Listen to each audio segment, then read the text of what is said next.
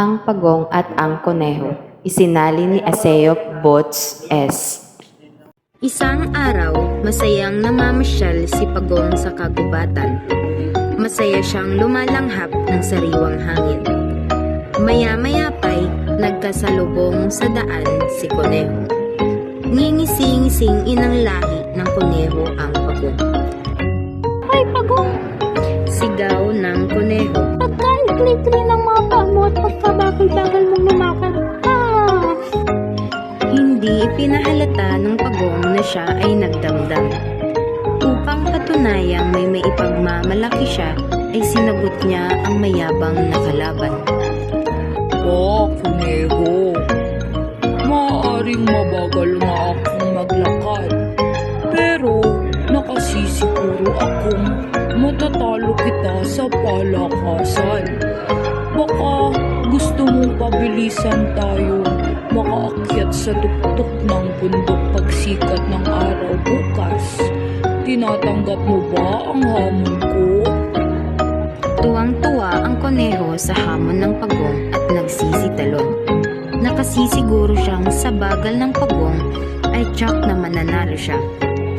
Upang mapahiya ang Pagong ay inutusan ng Koneho ang matching na ipagtawag lahat ng hayop sa kagubatan at panoorin ang pagkatalo ng Pagong.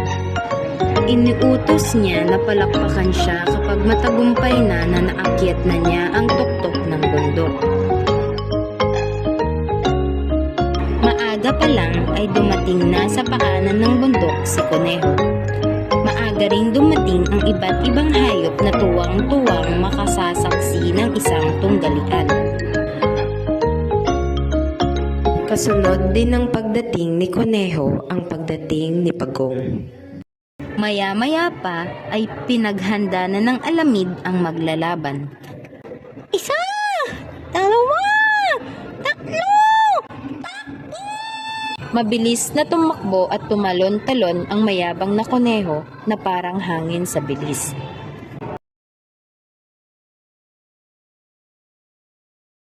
Nang marating na niya ang kalahatian ng bundok, ay lumingon pa ibaba at natanawan niya ang umiisod-isod na kalaban. Malayong-malayo na ang naakyat ni Koneho. Nagpahinga ito ilang sandali upang tanawin ang anino ng kalaban. Nang walang makitang anumang umuusad ay ngingisi-ngising sumandal ito sa isang bato at umidlip. Samantala, marami namang naawa sa mabagal na Pagong. Kaya mo yan. Hindi, wala, mahina. Hindi, wala. Talo na yan. Talo na, talo. Sigaw na panonodyo ng mga kaibigan ni Koneho.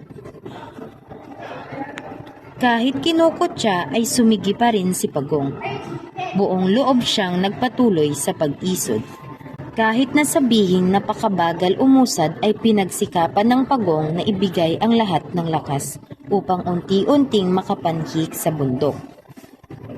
Nang matanawang himbing na himbing sa pagtulog ang katunggali ay lalong nagsikap umisod-isod pataas ang pawisang Pagong.